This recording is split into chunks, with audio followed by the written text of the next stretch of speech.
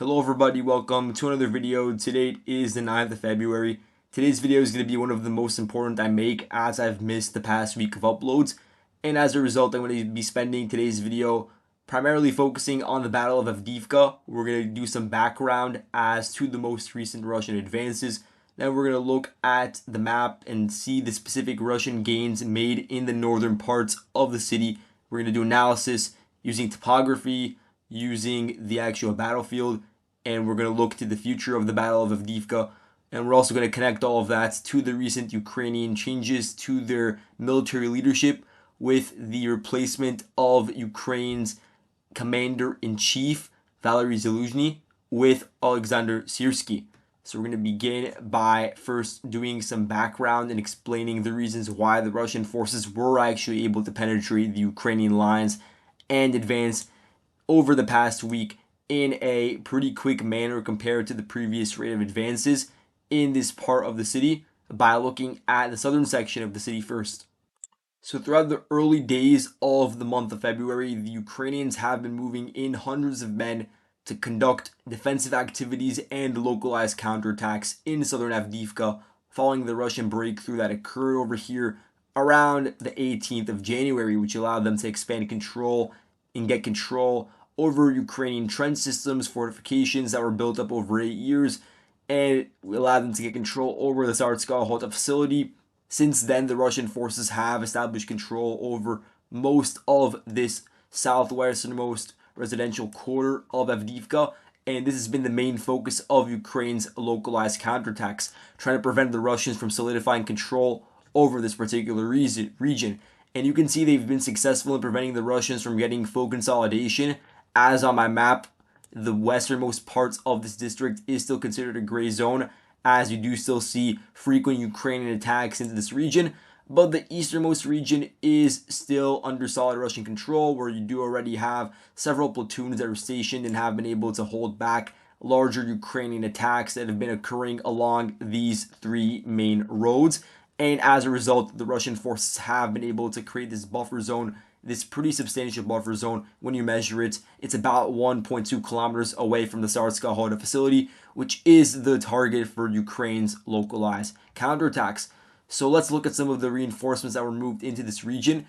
So the Ukrainians, they sent in certain elements of the 47th Mechanized Brigade, including a lot of their stockpile of M2A2 Bradley infantry fighting vehicles and certain elements of their drone capabilities. So I know some drone companies from this unit have been moved into the region to assist with those counterattacks. And what you're going to see is a common theme between the two units that were moved in. But let's go on to the other units. The other unit is the 116th Mechanized Brigade. This unit was also defending on the northern flank of Avdiivka. If you recall, these two units, the 47th and the 116th, they were both essential parts of Ukraine's trying to transition towards a NATO-esque military style. And so both of those units were units that were built up in preparation for the summer counteroffensive, and they were sent into a lot of the heavy fighting in the Orikhiv sector throughout the summer and autumn months. And eventually, following the failures in those battles, they were moved to the northern flank of Avdiivka, and so they really did not receive a proper amount of time to recuperate on the rear in between that transition. But they were moved into the heaviest fighting of the entire war, like around November of last year. And so they were successful in holding back the Russian attacks in this direction. They were able to stabilize the front line around Stepov, generally along the eastern parts of that village, around the rail line, generally being the demarcation line. And so they were able to hold that line, and eventually the fighting died down in that direction. But now they haven't really been given much time either, as they've moved to another key part of the front line, which is one of the fiercest battles going on at the moment within southern Avdiivka. And so both those units are now being moved into support the 110th Mechanized Brigade, which has been doing most of the heavy lifting in southern Avdiivka and really within the inner parts of the city, including the northern part of the city, which is very important throughout the entirety of the renewal of Russian offensive activities starting on October 10th of last year. And so, of course, when the Russian forces conducted their advances on January 20th and advanced in southern Avdiivka through this specific polygon, certain elements of the 110th Mechanized Brigade that were stationed in the northern sections of the city, where I'm going over right now with the 110th icon, they were moved southwards. Certain platoons and companies were moved southwards to hold the line, and they were also involved in the counterattacks that were organized by those three brigades. And so these units that the Ukrainians are now utilizing in their defense, they do have experience with defensive actions. They also have experience with mechanized assaults during the counteroffensive. And so we've seen some of that in this residential quarter of Avdiivka in the southwest. We've seen that on a pretty small scale along these several roads. And so that hasn't really yielded any success in terms of changing the front line. It has kept the Russians not being in full control over the residential quarter. But when you see a lot of these videos of the Bradleys advancing, or for instance in the 110th Mechanized Brigade, their YPR 765s advancing, or on the 116th Brigade, they have the Zakhar tank battalion that was moved to this section to engage in the fighting. And so a lot of their armored elements have been moved southwards, the Ukrainians, to engage in these assaults. And as you can see, some of the results are recorded on video. So for instance, in this video, which is geolocated to this part of the front line, you could see that there is an M2A2 Bradley advancing along the road, trying to engage with the Russian positions, trying to push them back, trying to isolate them. So it hits a mine on the way there because the Russian forces have already anticipated the movement of armored formations through this region. And so that's just a microcosm of what's been going on. And as a result, the Russian forces have been able to spend the better part of 2 weeks building up control over this region and gradually trying to expand control to the rest of this residential quarter. Now, you may be asking, what's the Ukrainian interest in trying to prevent the Russians from solidifying control over here? The reason why is because all of these areas that you see marked with this new polygon that I'm going over that says DPR in it, these are areas that the Russians captured since January 20th that are fortified in nature, a lot of them. They're also located on heights that overlook much of the areas that the Ukrainians are currently having to defend within the center of Avdiivka, within the city itself. So if you look at the industrial district of Avdiivka taken over by the Russians last year, if you look at Syrsky Hota in the nearby trenches, if you look at the first residential quarter of Avdiivka, all these areas in comparison to the central part of Avdiivka, going along the rail line, looking at some of these less dense suburbs in the eastern section, looking at the denser parts in the center of Avdiivka, it doesn't really matter because when you compare that elevation further north to the one further south, as a general rule, the Russian forces do have the high ground, and so they are overlooking the Ukrainians that are positioned in a valley in relative terms, and they're being fired upon with the Russian forces who have a superiority in firepower, which we will get into. But at the same time, due to the Russian forces being able to get control in this region, in this residential quarter, they are very close to the Khimik district. The Khimik district is like the Bakhmut citadel, if you recall that. So the Khimik district is this rather small residential district, the westernmost parts, but it is important just because it is filled with high-rise apartment buildings. It's an area the Ukrainians have started mining.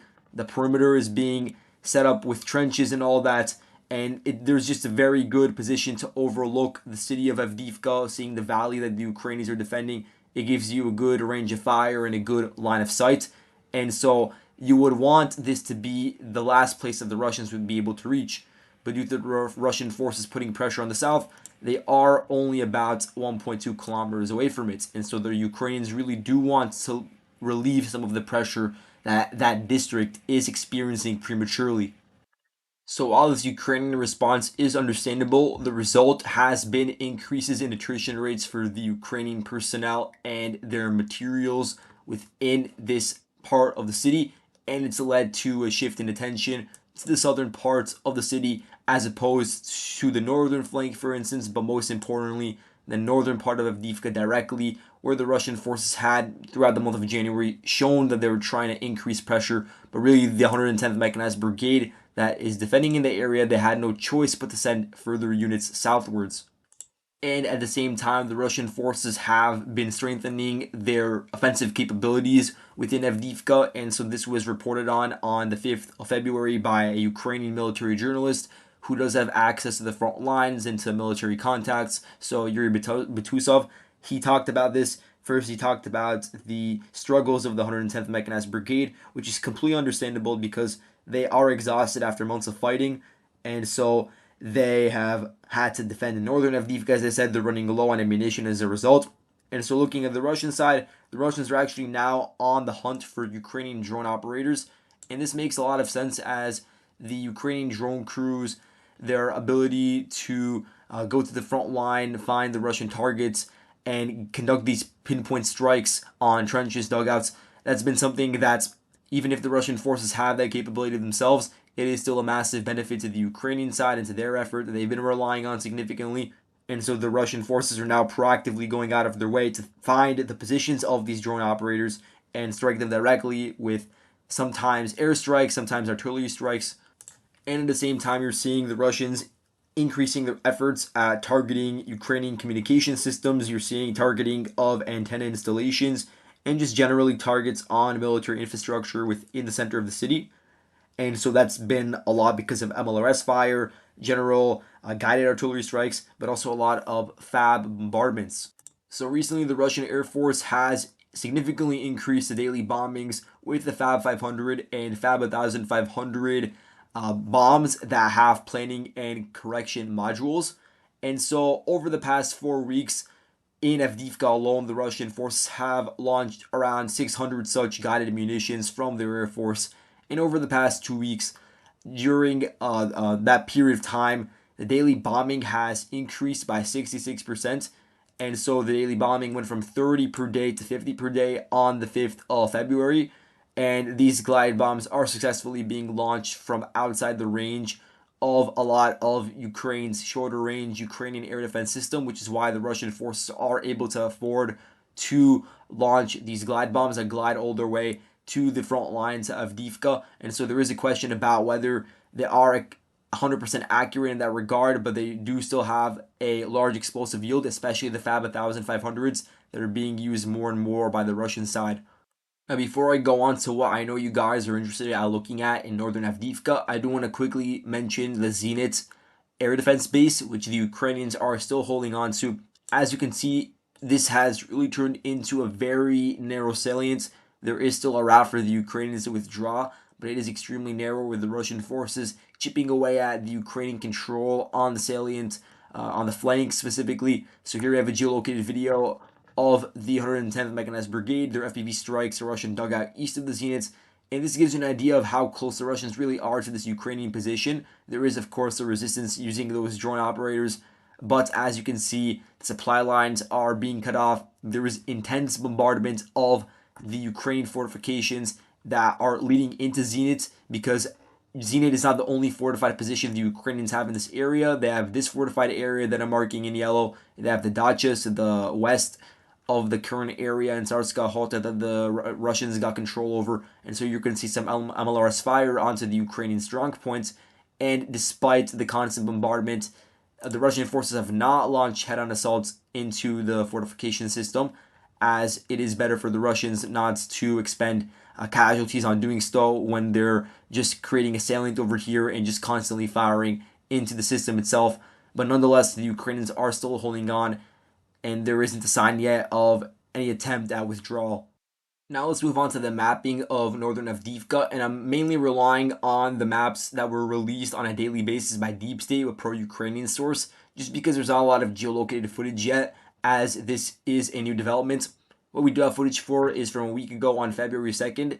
This was a compilation video released by the Ukrainians, which confirmed to us that the Russian forces were able to penetrate the Ukrainian lines and advance over a kilometer deep into their lines in the Dacha area. So here's the Dacha system where the Russian forces have been fighting the Ukrainians consistently throughout the month of January.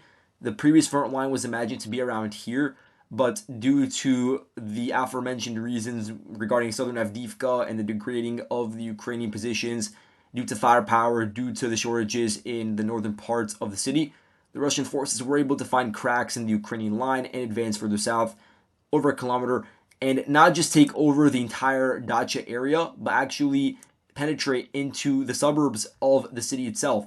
So they were able to reach the first houses over here, and set up positions over there. And they were able to hold on to those positions even after initially getting them. Because usually when you have some sort of Russian advance that's able to reach deep into an urban area, you do see an immediate Ukrainian attempt at a counterattack that, at least in certain instances, pushes back the Russians several hundred meters. In this case, this didn't happen, and the Russian forces were able to maintain control of their positions and actually use the penetration to their advantage. And so, as a result of the penetration that the Russians achieved on the 2nd of February, on the 3rd and the 4th of February, the Ukrainian forces were forced to withdraw from their forward positions located in fields and tree lines that are located to the east of the dachas. So I'm talking about this region over here.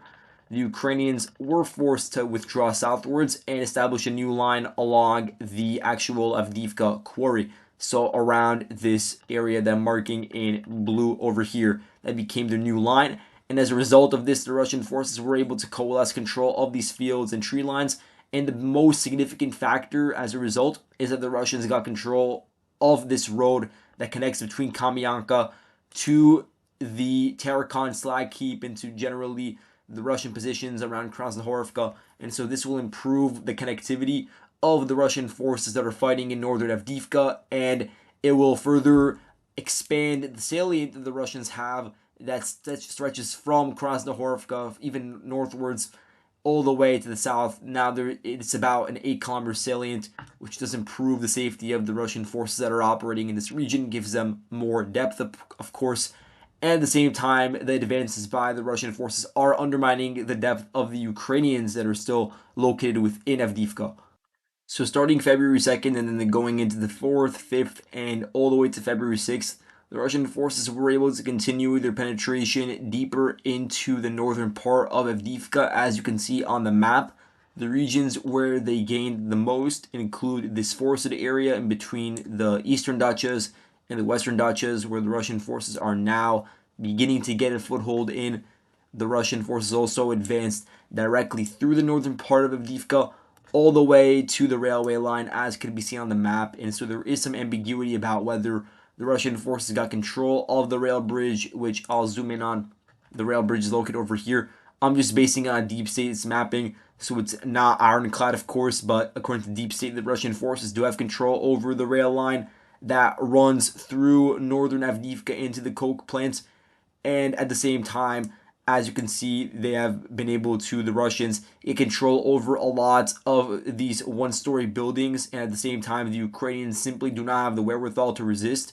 And so they've been pushed back to the center of Avdiivka towards areas that have more high-rises. As you can see, this region in yellow does consist of a lot of apartment buildings. And as you get further and further south, you do see more and more of these 2-story buildings, 3-story buildings.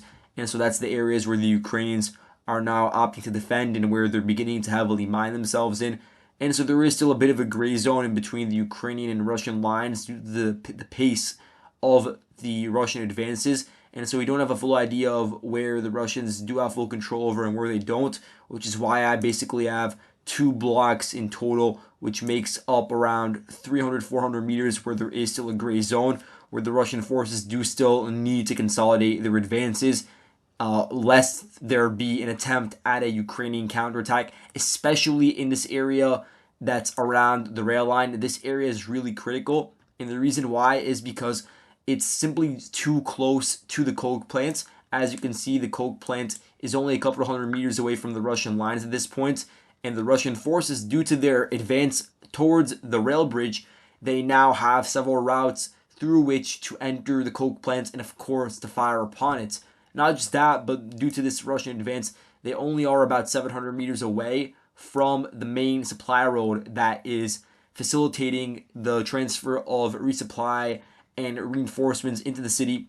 And so on my map, you can see there's basically a division of the supply routes into Avdiivka. In yellow, I have the main supply roads, and then in in green, I have the secondary supply routes into Avdiivka. So the difference between main and secondary supply routes, the main ones, they're wider, they're more durable during the winter season. And so now we're shifting away from that, but nonetheless, it is still important to make that distinction.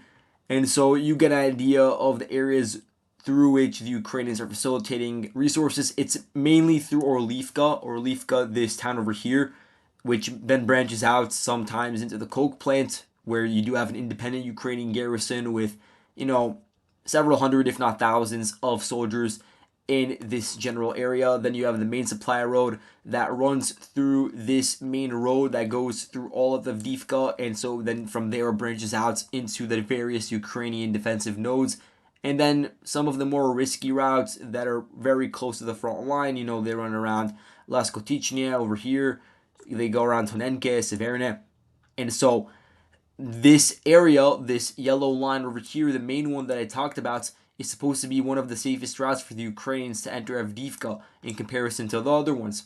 But now with this Russian advance in this region in northern Avdiivka, they're only 700 meters away from the actual road at the specific turn that it makes into the center of the city of Avdiivka. And so this becomes a liability for the Ukrainians. It becomes an area that could be turned into a choke point where the Russian forces will try to set up firing positions, try to actually reach it physically, but if they can't, then at the very least fire upon it from pretty close range towards the various vehicles and trucks full of reinforcements, both in terms of materials and men that are coming in through that area, because it has to come through that area before it then spreads out to other parts of the defensive node.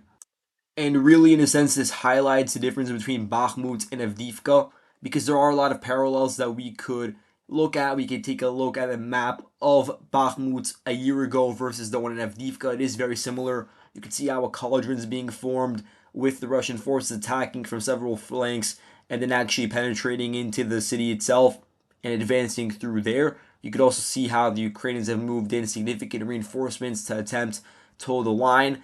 And on the matter of reinforcements, the 47th Mechanized Brigade and the 116th Mechanized Brigade, they themselves had to be reinforced when some of their elements were moved to southern Avdiivka by two other brigades that were previously fighting in southern Ukraine during the counteroffensive.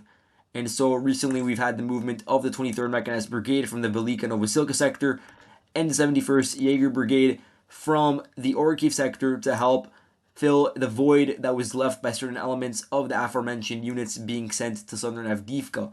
And so it is very similar to how you had a lot of reinforcements being moved in to hold the line in Bakhmut. And so while it does seem very unlikely that the Ukrainians are opting for a general retreat from Avdiivka, and that's first of all because of political reasons, as we're going to get into at Syrsky, but also due to practical reasons, as it would be very difficult for a general retreat to occur with thousands of troops leaving their positions in Avdiivka and going out in the open through some of these roads and through a lot of these fields to withdraw to positions that are located on even lower elevation around Orlivka or Tonenike or Severne. That is just something that is not plausible at the moment. But due to the cracks that are forming and due to the lack of depth that the Ukrainians have, they do have to coalesce their lines in areas that are more defendable. And so that could mean that they do have to withdraw from certain pockets that have formed. And so that includes certain forward nodes that the Ukrainians have been able to successfully defend for many months now and hold back the Russians in, but that are just becoming increasingly untenable as time moves on. So I'm looking at the Zenit Air Defense Base, for instance. I'm looking at the Donetsk filtration plants. I'm looking at a lot of the Ukrainian positions that are around this quarry, around the landfill that is located to the east of it. Those are all areas where you have protracted Ukrainian resistance, but simply they don't have the wherewithal to spread their forces in all these areas and successfully defend all of them. And so really there is a dilemma for the Ukrainian forces in which areas to continue defending, in which areas to gradually withdraw out of in order to maintain the core of Avdiivka and allow the city to hold for as long as possible. Because in the end, at least from what I'm seeing from the outside looking in, the thing that should be most critical for the Ukrainians, if they're going in with the mindset that they do want to hold on to the city for as long as possible, which is something that I do think Syrsky wants. We just have reports of Syrsky actually wanting to move in additional reinforcements besides the ones that I just mentioned to continue holding on to Avdiivka.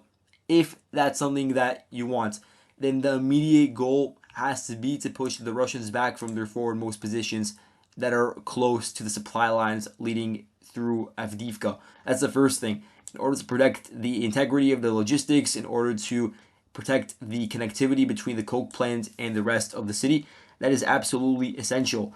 And besides that, it is still absolutely important to prevent the Russian forces from getting positions around the Khimik district, because this area, from the Ukrainian perspective at least, it needs to be fortified and it needs to be protected from the flanks in order to give the Ukrainians the freedom to successfully mine those areas. When we're looking at the troop composition for the Ukrainian side in and around Avdiivka, you could say that regarding the actual city itself, including the coke plants, in the ballpark of 6,000 men are actually defending. And then when you look at the wider Avdiivka sector, which includes defending the flanks, which includes the southern flank, which has been relatively quiet, the northern flank, which has also been quiet, you could expand that to an additional 10 to 15,000 men. So in total, the Ukrainians have roughly 20,000 men in the sector.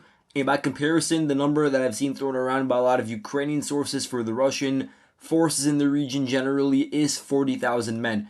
And of course, you're not seeing 40,000 men launching their offensive actions every single moment in time.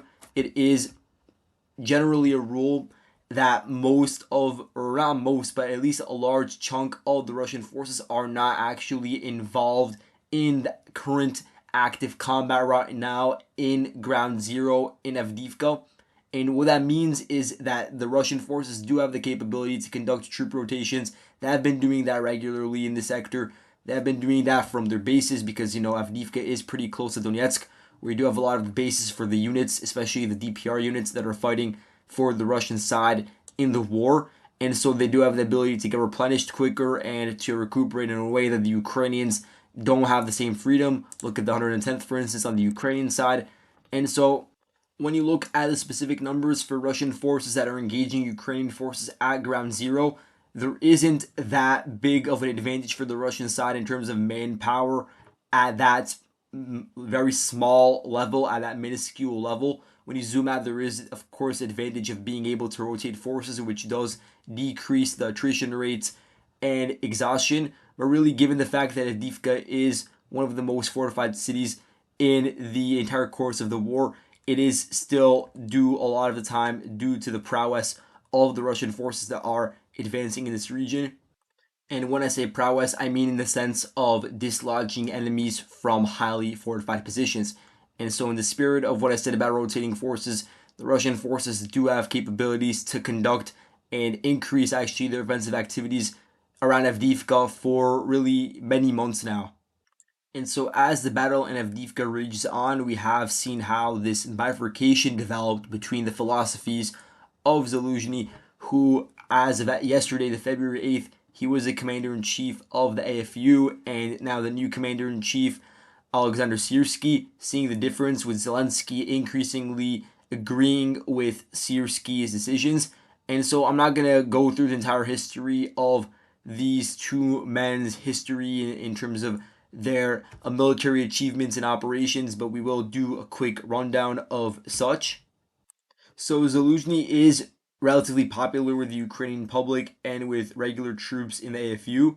He has proven to be much more flexible with certain defensive and offensive objectives and policies. And so we can see that throughout his tenure as commander in chief during the war.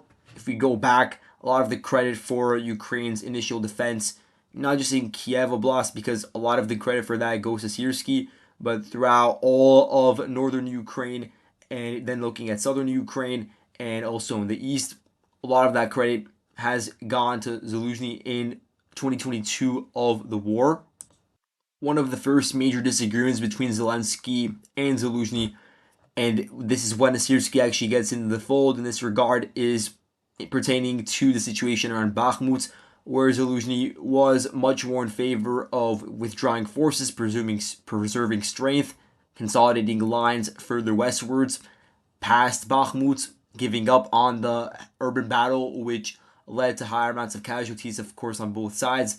But with the Ukrainians moving in significant reinforcements that were traded throughout that battle, the Zelensky approach, he favored much more the approach that was taken by Syrsky, who was at the time the commander of Ukraine's ground forces, and Syrsky did favor holding it out, continuing the meat grinder in Bakhmut, fighting against the Wagner forces, trying to deplete their strength in the hope of trying to hold on to Bakhmut for as long as possible, and also using Bakhmut as a rallying cry to the west in order to get more support in terms of material aid from those Western nations. And so that was likely some of the rationale behind those attempts at holding the line, and also just in terms of internal politics of not showing that the Ukrainians were withdrawing without a fight in a lot of these areas.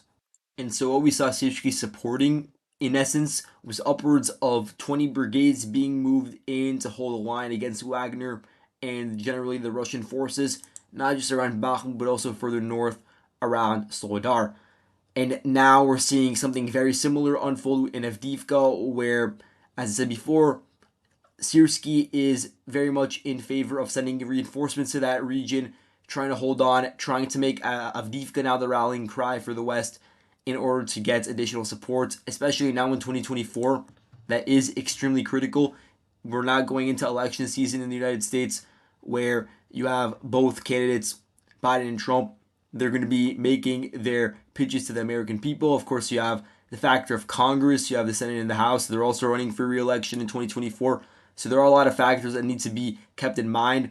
And it could be, at least in the eyes of Syrsky and Zelensky, that by making Avdiivka into this rallying cry, that they could elicit more support from certain politicians in the West to show that they do still have an opportunity at holding the line in a similar way that they try to do during the Bakhmut battle.